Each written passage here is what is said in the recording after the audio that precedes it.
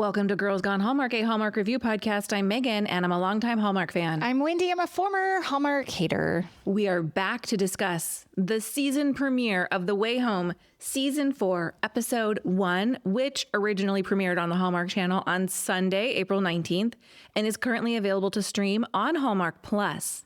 We're back, Wendy.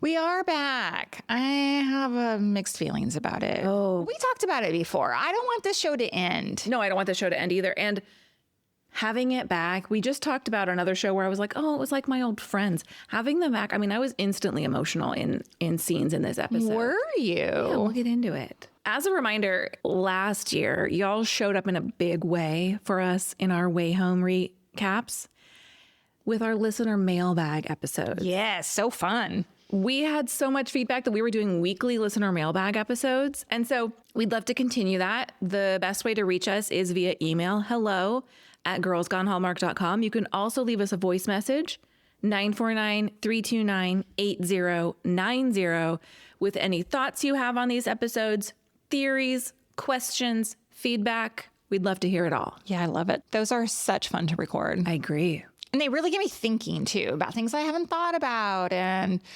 maybe that is a possibility, or this way, or whatever. You know, I love it. Love it. It has been a full year since we've seen an episode of The Way Home. Really? Yes, because it started in January of last year. Oh, that's right. So you and I had said, I'm going to do a full deep dive rewatch. I did not. And then life got in the way. I didn't either. Best laid plans. But I do think it's important that we start with a little bit of a recap of where we left off in season 3, because they will, no pun intended, drop us into the deep end in this first episode. Yeah, I texted Megan. I was like, I'm so lost. What is happening here? It was Fast and Furious. This is not a series that you can pick up in season 4. Nope. You'll have no idea what's going on. None. Who are these people? What are they doing? Why is Elliot sad? Yeah. So let's run over the big plot points from the finale. Okay. Let's start with the biggest one of all. The horse. No. Just kidding. I'm kidding. If you know, you know. The Colton reveal. Yes. Colton learns who Alice is. Colton learns that Jacob comes home. Alice and Colton have a beautiful moment on the banks of the pond. You're telling me like I've heard it for the first time. Like, no, meaning like I'm receiving it like I've heard it for the first time. Like, You're looking at me and I was like, am I wrong? no, I'm like, you could be wrong. There's a lot. And I think it's important for viewers of this show because it's been a year. This is the problem when it's been a year. You and I watched this show, talked about this show, recorded feedback on viewers every single week. And still I'm reading this and I'm going, oh yeah. Oh yeah. So that was the emotional core of the show. We also, you know, it's so healing in that moment for Colton to learn these things, that Jacob does come home, even though Colton won't be there to see it, that he got a chance to meet and spend time with and get to know his granddaughter. I just had an epiphany. We're not going to see Colton at all this season. I think they have closed a chapter on that. I think so too. We do not see him in this episode. Yeah. We see a lot of young Colton. That bums me out. I know. I love Jefferson Brown so much. I do feel like we closed the door on the Jefferson Brown of it all in this final episode of season 3. That's so emotional. I cried when I watched it. I cried when we talked about it. I get chills talking about it. But when he says the road we're on leads to you, Alice, it's just the loveliest, most wonderful, warm. As much as I would have hated if this season had ended, it might have been enough. In season 3, if it ended it there. It might have been enough. Dell finally time travels in this episode. She gets to go back and see her own wedding. She hears Colton's demo tape. There's been so many secrets between the two of them, big and small, and it kind of feels like Dell is a little bit at peace with the time travel of it. Like she can kind of understand how it's appealing to her daughter and granddaughter. Because there was a time when she said, Alice, don't talk to me about this. Yeah, she was real closed off. Leave the past in the past. I don't want to revisit all of this. Yeah, well, now I wonder if Dell has, not closed the chapter on Colton, but is ready to move on now. She's healed. Yeah. Yeah. What else? We find the clock in the wall. Yeah. Do you remember last season where like, because didn't they like find a piece of it and we're like, what is that piece? What does that go to? Yeah, we're like, is this gonna unlock the ability to jump forward? Yes. Oh my God. Put your clown suits on. Seriously, we sound crazy. Put a tinfoil hat on me. My goodness. There is an inscription on the clock that says time past and time future, and in between is the still point of now. Find me there. The metal piece is a pendulum. It's not a key. Right. Right. That inscription is a T.S. Elliot quote. We're like, what does the clock mean? What does the clock mean? Season 3 opened with the baby on the banks of the river, and we spent the entire season saying, who's that baby? Yeah. Is the baby Casey? Oh, is yeah. Jacob the parent? Who's that baby? Well, the baby's Elliot. The person who left Elliot on the banks of the river was, in fact, his mother. Mm-hmm. His mother didn't leave in the way that Elliot believed. My eyes are shifting from like side to side because her name is Tessa, and then we have T.S. Elliot. Oh. I'm sure there's no correlation there, guys, but this is what happens when I watch this show. I'm trying to pick up on every freaking Easter egg, and it drives me bonkers for 10 episodes. Yeah. And some of it matters and some of it doesn't. The horse. Just wait. I got a little tidbit for you later on. I can't wait. Okay. Tessa jumps with a Landry, because only Landrys can time travel via pond. We don't know who that person is.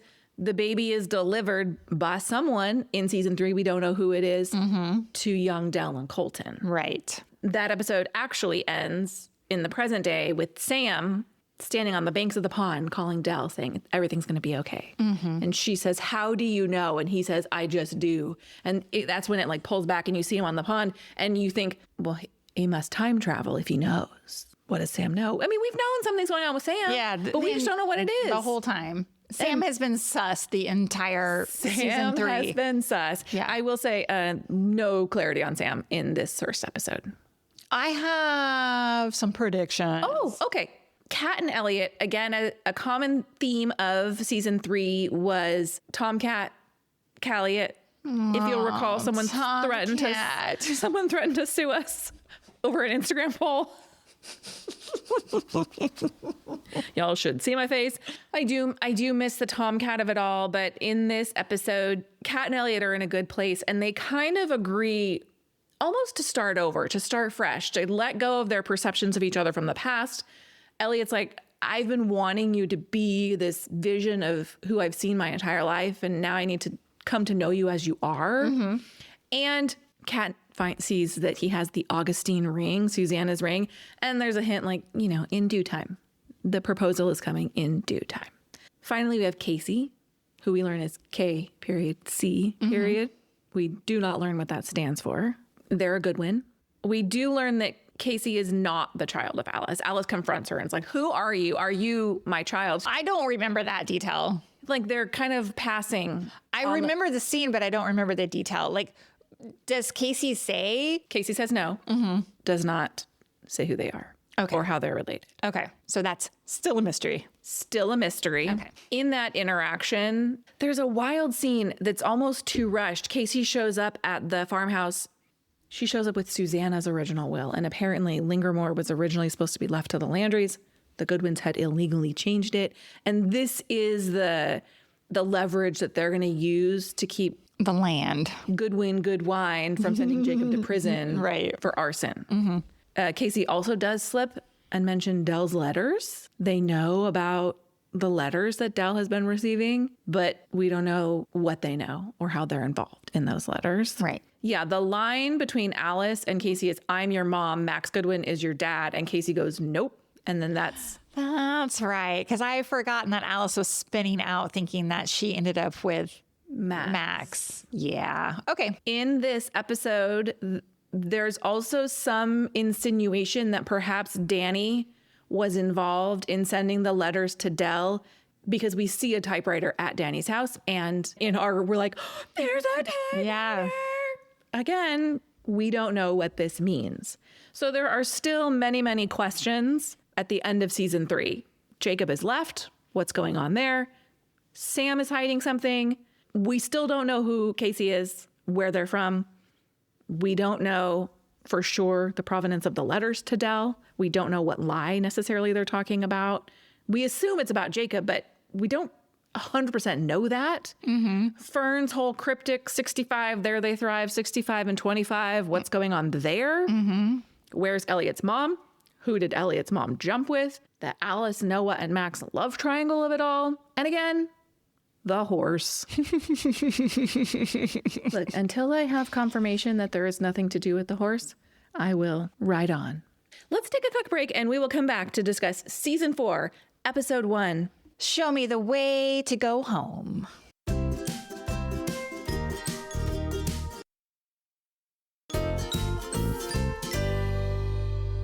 Are you ready to discuss season 4, episode 1? Show me the way home, honey. Yeah, you want a synopsis? Hit me with the details. Or lack thereof. New journeys and new revelations await the Landry family across generations and time. That's it. That's all you got. We will not be doing news and notes in this episode, but if you'd like full details, we run it down many times. You can find them in our show notes for this episode at girlsgonehallmark.com. You can click straight through in the podcast player that you are currently listening in. Why don't you hit me with the first impression of this episode? I thought we were going to ease into season 4, but we've damaged Elliot before the opening credits. Poor Elliot really goes through it in this episode. My first impression is I felt much like Elliot and the Ferns all tangled up throughout this entire episode. I mean, Elliot can't catch a break in this episode. I know. The pond won't take me. Sorry, I'm no shade. Evan Williams. No shade. I just thought that was like so emotional at the end. You know, he was so like holding off his mom. The end. You know, I don't want anything to do with it. I don't want anything to do with it. And then finally, when he accepts and he tries to go, he's like, "Damn it! The pond is not going to take you where you want to go." So. I think we need to talk about, I think those first impressions are, if you haven't watched this episode, please know going into this episode is a lot. And I think it's asking a lot of the viewers. This is not a casual watching show. This is a phones down, eyes up, pay attention. And I think we just spent 11 minutes going over the details of the season finale. There's so much we're still dealing with coming into this episode, and they just don't miss a beat. Not at all. Let me ask you, when this episode opens, we get text on the screen. I feel like the first time we've gotten text on the screen to tell us where in time we're at. It always says like New Brunswick, 1824 or whatever, when we see the White Witch running through. I don't remember. Wow. Maybe you probably are right. But I've never seen it say the future. I've never been to the future before. I thought they couldn't travel to the future. I know. What? I know. Wait, that's a new revelation. I know. Did anybody else pick up on that? I know. There's a hand thrusting into the pond, and my notes are like, is it Cat? It's Cat. And we hear Cat say, I wish he was here for this.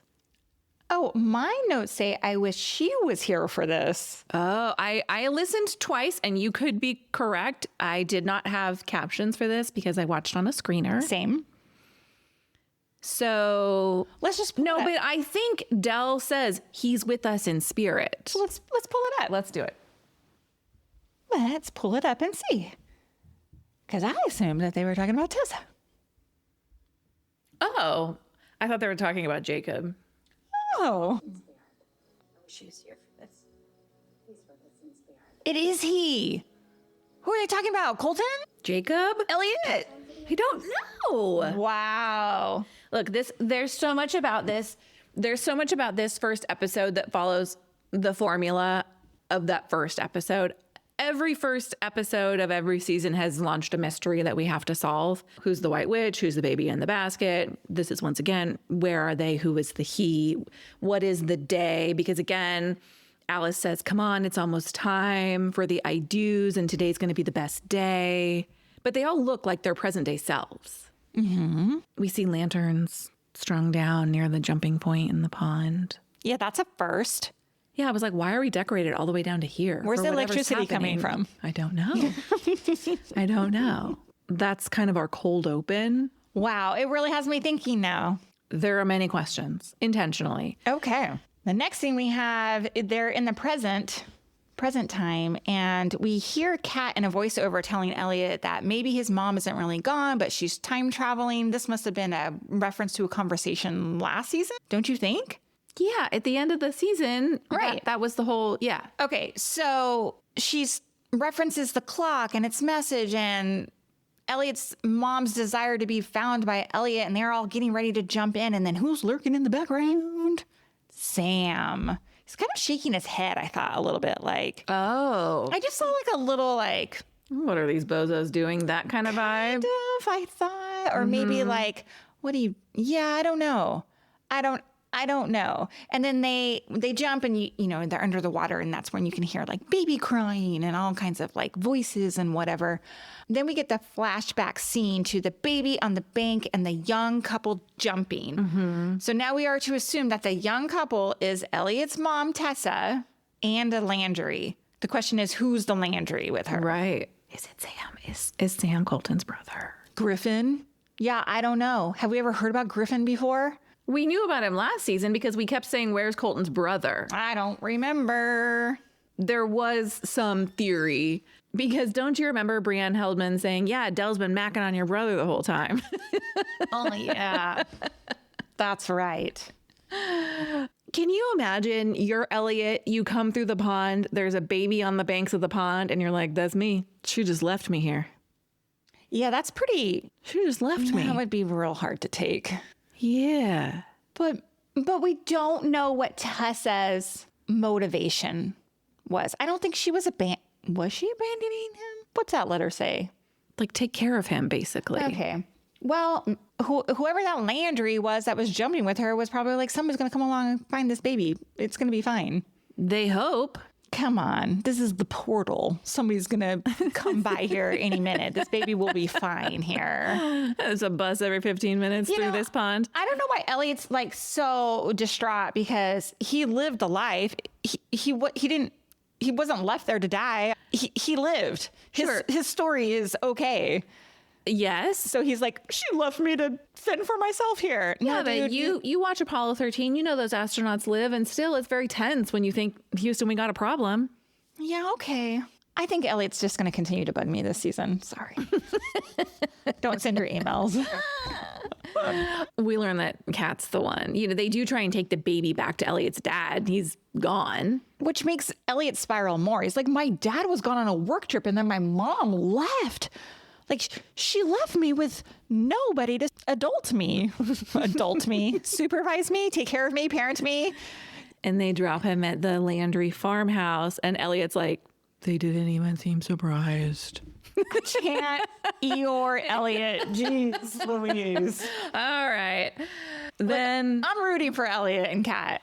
Well, then unless Tom comes back, then we're... Tom? Is that his name? Thomas, yeah. At the end of season 3, we learn that Thomas didn't die. Kat thought he died. He doesn't die. And Elliot's like, oh no. And she's like, it's okay. I choose you. I think we're moving on. My prediction is Thomas does not factor into season 4. You think that chapter's closed too? No Christopher Holden Reed. No Jefferson Brown. And we jump forward 7 months. And to me, that's when this episode kind of starts. Okay, I have a question before we get into that part of this episode. Yeah. Because this show was canceled, or was the writers were told this show was not going to continue after season 4 while they were filming this season. Do we feel like these scenes might have been like added in to complete the circle on some of these stories? I would like to know the details. My understanding from people who are deep divers in the Facebook groups is that it's really only the final 2 episodes that were adjusted to account for it. Got it. I don't claim that to be a fact. That is simply my understanding. Got it. So we're going to break down the rest of this episode in terms of some of the main plot points we have running, as opposed to doing it chronologically. First, we got Alice. And Alice is graduating from high school.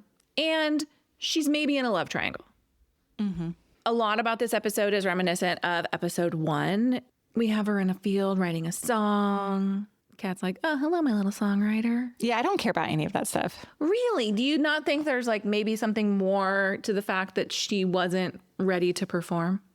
Like she leaned on Colton's song? Oh, interesting. Or is it simply that, you know, because Max is, Max is pushing her.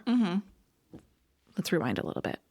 The kids are planning a fundraiser, some sort of auction to raise money as like their senior gift to the high school. Right. And as Kat and Alice are driving there, did you happen to hear the song that plays in the car? That they sing along with? That's from season 1, episode 1, when they arrive in Port Haven. Oh, really? I'm gonna be down by the... Yes. Oh, I don't remember. I am heartbroken by your reaction because I thought that was a stunningly beautiful scene when they sing together. In this episode? Yeah. I just was like, I thought they were giving too much. It's a callback. Performative. It's a callback to season 1. It's a strong callback to season 1. Okay. Like that song, because I did actually watch season 1, episode 1. That's why I recognized Got it. the song. Got it. And in that, Kat's like, there's a whole other thing that we'll talk about. Kat's spinning out, and Alice is like, maybe we're the complicated ones with our boyfriends. And Kat's like, you got a good one. And I was like, who's Alice's boyfriend? And she walks into the point, and Max and Noah are both standing there. And I was like, who's it going to be? Oh, I just assumed it was going to be Noah. It's Noah.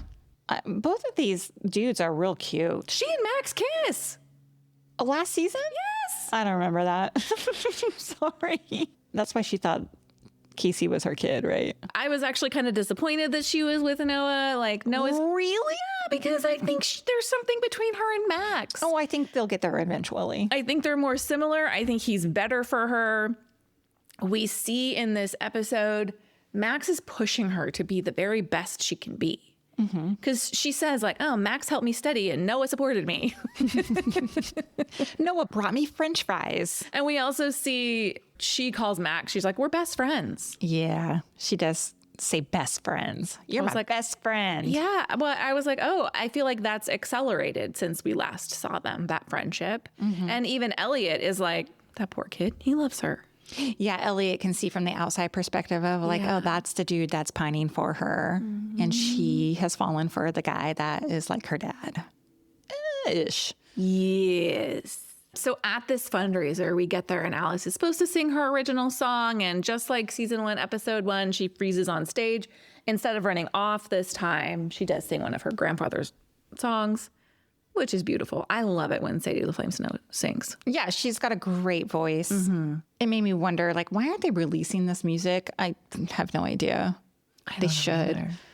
But Max later is like, yo, you need to believe in yourself. Like, you got into this incredible school. It's going to mean nothing if you can't stand on your own 2 feet. Basically, she got into NYU. Yeah. She's going to Tisch. My question about all of this, though, is Noah's physically missing throughout much of this episode. He says like, oh, I'm so sorry I can't be there. And then they FaceTime him at one point. What? Like, he's not even at her graduation. Yeah, he had a family reunion. But what's going on there? Like, is this simply a filming conflict that he couldn't be there for? Like, the actor wasn't available? Why have Noah not physically present?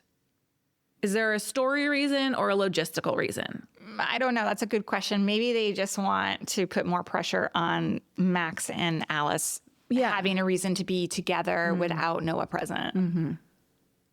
Because I feel like Noah's been a big question mark throughout all of this.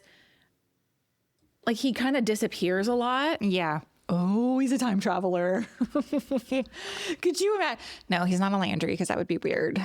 So, yeah, I don't know. And I think we should talk about the Brady of it all. Brady's here. He's kind of still a blowhard. I know it's nice, though, that her dad is present. Sure. I mean, he showed up for the big things, the graduation. But he's like, foot in the wheel. Oh, yeah. It was a real pissing contest between Brady and Elliot. Yeah, like, give it a rest. I kind of did love, Brady's like, oh, I'm so glad I could have worked hard to provide this. And Elliot's like, oh, working hard at generational wealth. Yeah. I was like, funny. They buy her a car. Del, Kat, and Elliot buy her a car. But this is so stupid. Like, it's cute that they buy her a car. I thought the same thing. And she's like, oh, it's the tie between, your 2 favorite eras. That's cute, right? They give her like the Volkswagen Beetle or whatever. But Brady's like, how's she going to take a car to New York? And she's like, she's not. It's going to sit here. I'm like, why did you buy her a car? Yeah, just keep it on the farmhouse. So stupid. She could drive it at winter break in the Port Haven snow. Yeah. We know the pond freezes. Yeah. That's not exactly a 4-wheel drive on the country roads. Maybe that car is going to be a new travel portal. Yeah, is it the horse? I don't know. Okay. Yeah, I thought that was kind of weird too. It's the first thing I thought of. I was like, why did you buy a car? She's moving to NYC. Yeah. Well, we got to go back. Let's talk about Kat and Elliot and Tessa. First, I want to talk about the Kat and Elliot of it all. I get the sense by your subtle reactions that you DGAF about the Kat and Elliot. I'm not tied to their romance. It's like, okay, fine, whatever. Do you think it's not going to happen? No, I think it's going to happen. Yeah. I'm not emotionally invested in them as a couple because I found Kat and Tom to be super believable. Yeah. And I found Kat and Susanna to be equally intriguing. I agree with both of those points. I do. I think this show is all in on Kat and Elliot. Kat's freaking out. She's like, why hasn't he asked? But we know that Elliot's plan is to ask at the end of summer. Mm-hmm. And I'm sure Alice knows that. So she's just like, Mom, chill out. Yeah. Well, Del knows. So yeah. Mm-hmm. It's funny because Kat was like pushing Elliot away. And now she's like, all right, I'm all in. Put a ring on it. Do you find that believable? I don't know. It's been 7 months at this point. We jump forward. I don't know. I have to assume there's a wedding at the end of this season. Oh my God, that's how they're going to end this season. That's how this series is going to end, is their wedding. We're going to see a new time traveler looking on from the past, and that they're going to leave this open-ended thing that they never got to wrap up. Mm-hmm. We learn they were not supposed to be using the pond. In theory, they have not been using the pond. Sorry, I just had a thought. What? Did it like Herbie the love bug travel through time? I don't know. I like the picture is Alice driving this bug and it's traveling through the air. Wait, am I wrong? I feel like you're picturing Ron's magical car in Harry Potter. His flying car. Wait, Herbie the love bug. Do you remember Herbie? Is this before your time? It's before your time too. I don't think it flew. It appeared to fly. Oh, it was before my time. I told you. But did they travel through time with that thing? I don't. Did Herbie the love bug time travel? No. Okay. Wrong show, guys. Okay. But according to you, it flew. And I'm picturing Harry and Ron driving to Hogwarts. Yes. Ron's flying car. Okay. Yes. They're not supposed to be time traveling. Elliot wants them to let it go. And so in theory, they haven't been using the pond. We discover that Kat keeps trying to jump and the pond's not letting her I'm go shocked. anywhere. Kat's going to do whatever she wants. Do you remember we have talked for 3 seasons that, do you remember we would say I do that. Earthful. Yes. And her justification is Fern told me I go back. She told we hadn't met yet and we had met before and she's like, I gotta keep trying. I know I go back. Elliot has a weird dream. Yeah. I thought Elliot looked real hot when he woke up from this dream. It's the first time I saw him in this perspective of him laying down. I don't know what it was. I was like, oh, hello. Also no glasses. Yeah, I don't know. But yeah, he has this weird dream. He's chasing, presuming that's his mom. Mm-hmm. As she's running toward him. He's like, stop. And then he has the sledgehammer and is breaking into the wall, back to his renovations on his house. Yes. To where he finds the clock, right? And then he wakes up from the dream. And then he sets the clock back up. He pulls the clock out of the drawer. This is not a dream anymore. Uh-huh. Sets the clock back up. And then when the clock hits 11:10, because I watched that closely, it plays an alarm, a song.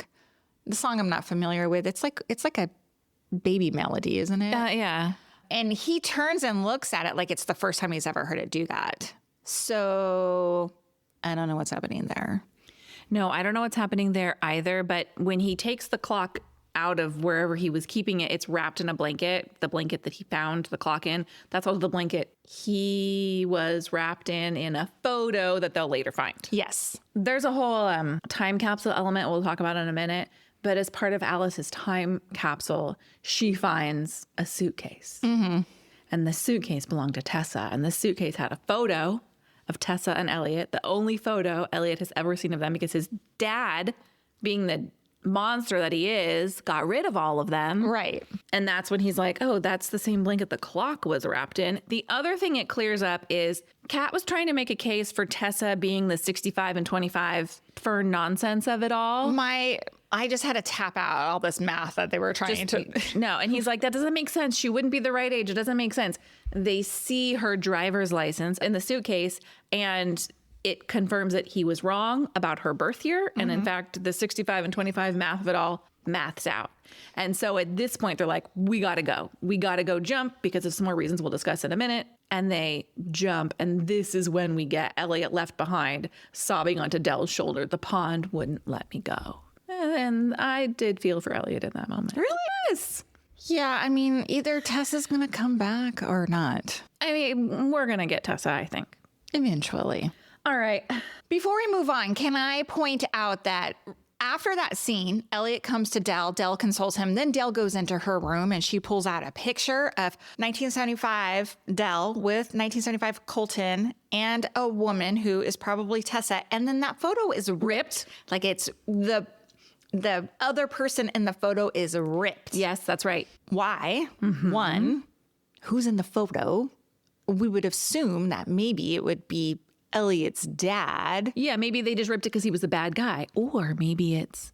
Because then the other thing is they go to Dell and they're like, who could she have jumped with? You knew her. Who could she have jumped with? And then Elliot's like, it could have been a Landry from any time. You may not have even known who this person was. It could be Sam. It could be Sam with Tessa in that picture? No, it could be... Well, maybe, but it could be Sam whom she jumped with. Perhaps. Because I keep coming back to like... Oh, maybe Sam is Elliot's dad, but no, we can't do that. We can't go down. We're not going down that road. No, I think Because Elliot's dad is Elliot's dad. Because there would be some like Cat would be like cousins. No. And then we got a Count of Monte Cristo all over.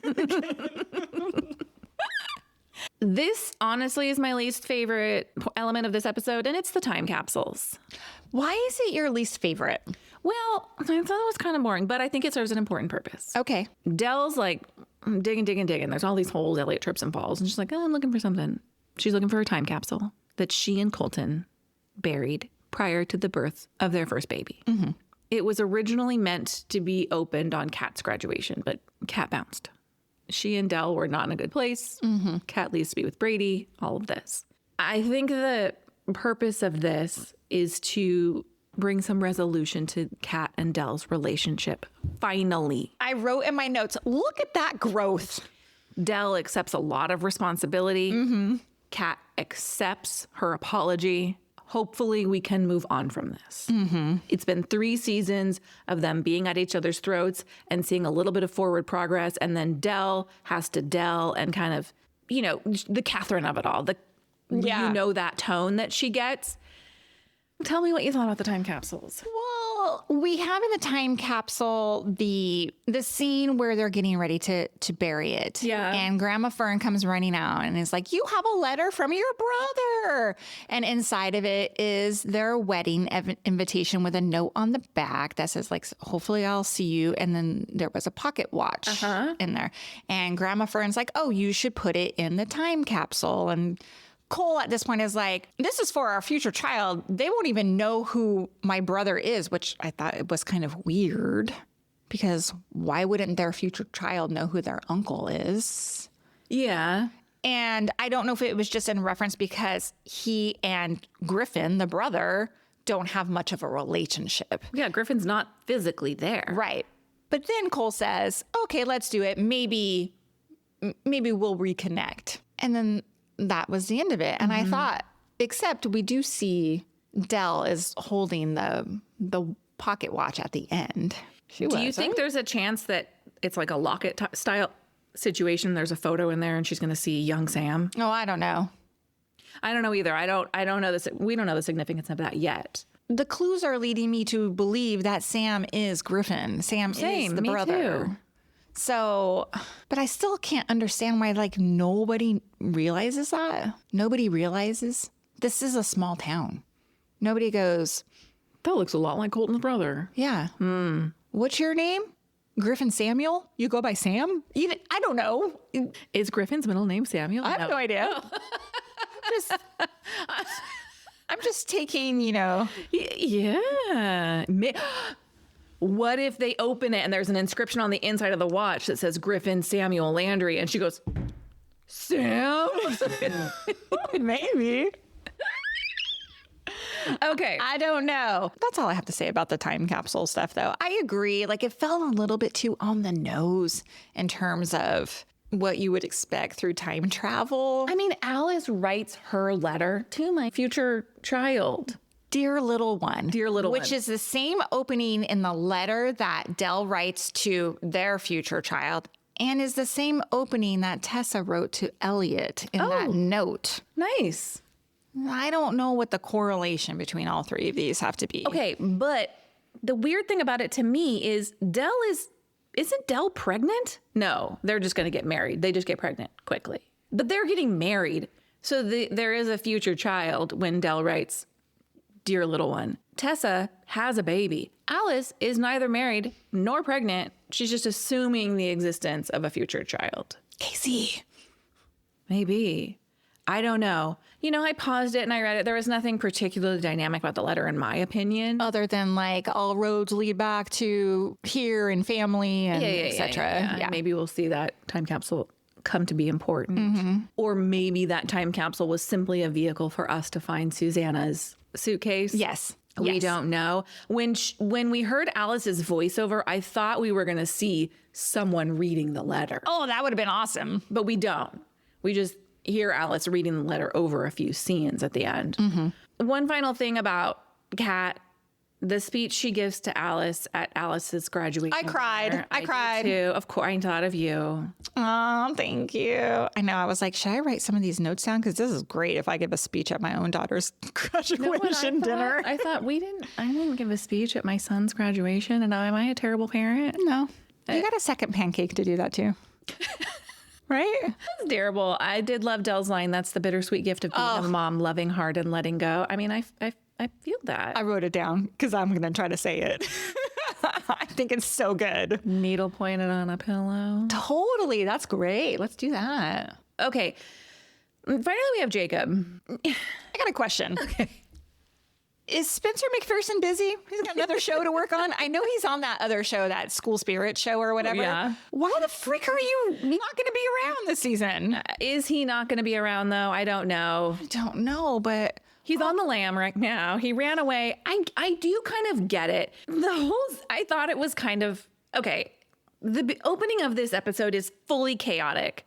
Del's freaking out that Jacob's left. Danny shows up. Danny's like, I saw him at the bus stop. And then Danny sees the letters and he's like, Del, I'm so sorry. I'll help out with whatever I can. Yeah, he feels guilty because he wrote those letters. Right? And then Sam shows up and Del's like, we got to go get him. And so they like, she's like, pull out the pull that bus. It's speed. Speed, Port Haven. They stop the bus. Can you imagine Jacob and your mommy's like, get off the bus. Get it off. I pee my pants.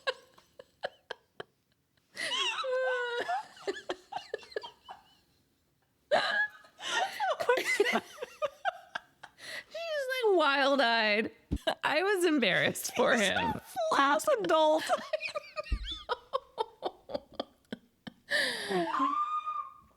I do think Jacob makes a good point. I gotta make it on my own. I mean, he makes a good point. You're right. And he's like, look, those letters are what put y'all in trouble. So I gotta go. Like, he's trying to protect the family. He's trying to protect the family. I do think he could make it on his own in Port Haven, but maybe not. Maybe there's too much history. He leaves. We learn that he hasn't really been in touch, but Kat's been keeping him in the loop. And Del, in that moment, she's like, all right, I get it. She doesn't like it. Yeah, what is she gonna do? That goes back to that bittersweet loving hard and letting go. Yeah, yeah. In this episode, Alice gets what I assume is a graduation gift from Jacob, who's in Toronto. And Kat's like, what's he doing in Toronto? And it's a set of the Alice in Wonderland books. And he's like, you can have your own set when you go. Before she leaves for her graduation, she's like, wait a minute. It's that like gift with like the numbers floating around your head. And she pulls out her own Alice in Wonderland book. And it seems like maybe there's something hidden in the new one. But we don't. Oh, I clocked it as different. What'd you clock it as? She's like feeling the cover. In the new book, with his message written on it, she goes to the old one and looks at it, and she lifts it up and looks at it. I think a page has been torn out of the old book. Okay. Like that same page is taken out of the old book. Yeah. But I don't know why. She was feeling it, though. I don't know if she's like, maybe she's going to rub pencil over it to see if there's like an impression on it. Yeah. I don't know. But that is unresolved. That leaves us with 9 episodes to go. I got a bunch of questions, though. I do too. Can I start? Yeah. When Alice goes to the Goodwin's house and Lewis is watching. We forgot to talk about that. Yeah, okay, go ahead. Alice goes to the Goodwin's house and Lewis is watching the films that he had won at the fundraiser. Right. And he explains to Alice, these are audition films for a silent movie that my ancestors were trying to launch here in Port Haven. And the investors pulled out like on the day, whatever. So what we see on screen are like all these actors and they're like doing their silent film, like auditions or whatever. Lewis leaves the room. Alice then sees a woman who comes on screen and she holds up a sign that her name is Fern Landry. So this is young Fern. And then as she's watching, she sees her mom, Kat, jump into frame and then like they're scared at something. Right? Okay, so this becomes like this through line. This is confirmation that Kat was in 1925. Did you notice on the sign that Fern held that had her name on it? It had her character name on it. Cassandra. And I don't remember a lot of things. Brain of a goldfish here, or whatever the saying is, right? But I remember a name of Cassandra in last season. Was that the ghost in Lingamore? Remember they would do the Ouija board and Evelyn was like, there's a ghost here named Cassandra. And then at that time in last season, we were like, Cassandra, Cassie, Casey, like we were talking about all this thing. There is a reason why this character's name is Cassandra. I think you might be correct. I don't know why, though. Good job. I don't know why either. The woman who plays young Fern. Stunning. And I actually think looks like Kyler Lee a little bit. Yeah, there's a photo of them, a press site photo of them standing side by side, and their faces are similar. So crazy to me. In fact, at one point I was like, wait, they is that would her? be because it's her great. Yeah, but not in real life. No, you're right. But but I thought for a second, I was like, wait, is that Kyler Lee? Obviously it's not. It's a different actress. That was my big like, what does that mean? What other questions do you have? We know that Tessa has some connection to Evelyn because in her suitcase, there were 2 tarot cards that Alice clocks as from Evelyn's deck. And she's like, did they know each other? And Del says, yes, they did. But what's the connection there? Don't know. Will we see Evelyn again this season? I hope so. At the end of the episode, when Alice jumps into the pond after Kat jumps in, when Elliot couldn't. Oh, yeah. So Alice emerges and she's greeted by Old Fern in 1975, I have to presume. And Kat emerges and she's greeted by Young Fern, so in 1925. The pond takes you where you need to go. Why does Alice need to go back to 1975? I don't know. They both say the same thing. When are you from, dearie? Yeah, I think that's so cute. I love it. We knew Fern was all-knowing. Yeah. Right? I just have questions that are unanswered. Okay, let me hear. Well, some of our unanswered questions remain. Who jumped with Tessa? What happens to Fern? What scared her in 1925, her and Kat? Sam? Maybe. I don't know. We don't see Casey in this episode at all. Where are they? That question remains unanswered. Who are they? Where and when are they? Does Elliot time travel again? Or are Kat and Alice simply responsible for reuniting him? Is there more to know about Alice's song and her inability to commit to her own music? Or is that just, she's a kid and still finding her own voice? Well, the Noah versus Max of it all. How's that love triangle going to resolve? I like it. Who is Sam and will Jacob return? Good question. You said you had something to say about a horse. No, I just think it's funny. Oh, you said like I got a little. No, I have no. Mine was the Cassandra tidbit. Got it. This has to be coincidence. For all the seasons, every episode's been named after a song, right? And the title of this one is "Show Me the Way to Go Home," and I was like, I am not familiar with that song, so I Googled it. It was written in 1925 by Jimmy Campbell and Reg Connolly, but most people remember it from the movie Jaws, which came out in 1975. Wow. That has to be coincidence, right? interesting. It's got to be coincidence. I mean, yeah, real coincidency though. Yeah. Well, that's a wrap on this mega episode of the season premiere of The Way Home, season 4. We'll be here all season long. As a reminder, send your emails to hello@girlsgonehallmark@gmail.com and drop us your voicemails, 949-329-8090. And we'll be talking The Way Home all season long. Goodbye. Bye.